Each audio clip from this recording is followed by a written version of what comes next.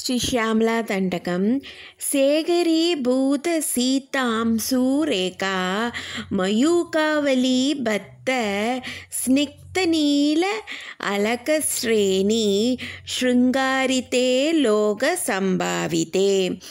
அப்படின்னா சேகரீபூத அப்படின்னா அவளுடைய தலையில் இருப்பது, சிரசில் சேகரத்தில் இருப்பது கூடியது என்னவென்றால் சீதாம்சு, அதாவது நிலவு.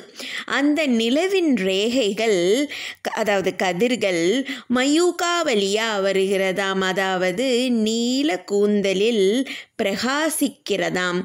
அவளுடைய நெற்றியில் உள்ள அந்த சுருள் முடி, அதாவது அழகம் என்று அதற்கு பெயர், அப்படியே மின்னுகிறதாம் நிலவின் ஒளியால்.